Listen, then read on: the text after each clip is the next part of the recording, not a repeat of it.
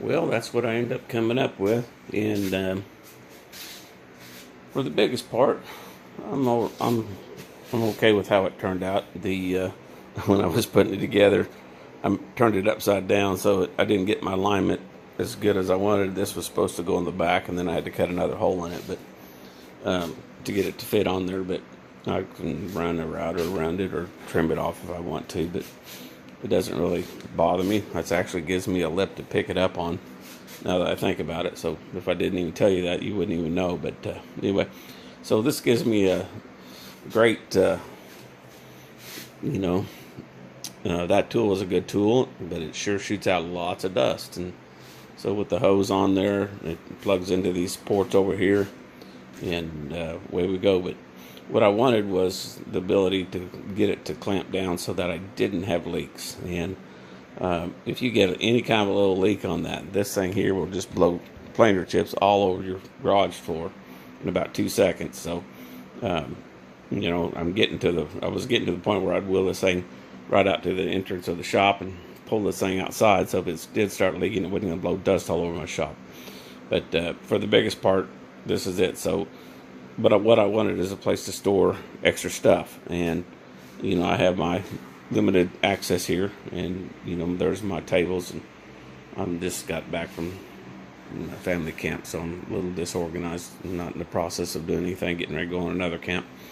Anyway, so this gives me the ability to store stuff. So let me go ahead and get that moved off of there. This was my old pieces that went all the way around the old frame, so I repurposed it, cut off some of the deals, and still have a couple of holes there. But I'll get about a 6-inch piece of wood out of it, make a couple plaques out of it or something, and paint her down and get her done. So that's kind of what I got going on there. The other day was kind of recouping everything and taking a bunch of my junk wood and turned it into something I can be useful for. So anyway, this is my desktop. This gives me a waist-high tabletop that I can get in and go. I've already fired it up and used it, and it works good. It planes and keeps the stuff in there, so that worked out good. And then the matchup on theirs bugs me, so I'll probably end up doing something to cut that down with. But anyway, get it closer. Anyway, this is the knobs, and I put this heavier weight on there. I'm going to pick this thing up here so slide off and land on the floor. Anyway, and when I was telling you I had mirrored that, I had mirrored my holes, so I ended up pocketing a couple more holes on there. And these are bigger than my biggest Forstner bit, so I just created a little file for the CNC that worked off of like a 6-inch square, and put the center on it and let her rip tater chip, and that's where she came down to. So anyway, there's my knobs. I did end up gluing it down on the bottom of the knobs to lock the bolts in.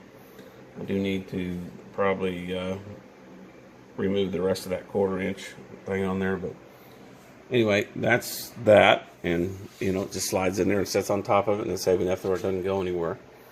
And so it gives me some extra tabletop. And this is an old waterbed frame from old past waterbed.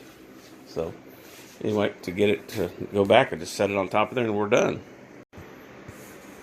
And slip her in there and jiggle a little bit, and she slides in around the knob. So, and the only thing is I just put a tack out here, or a note on there for where the outside line's in.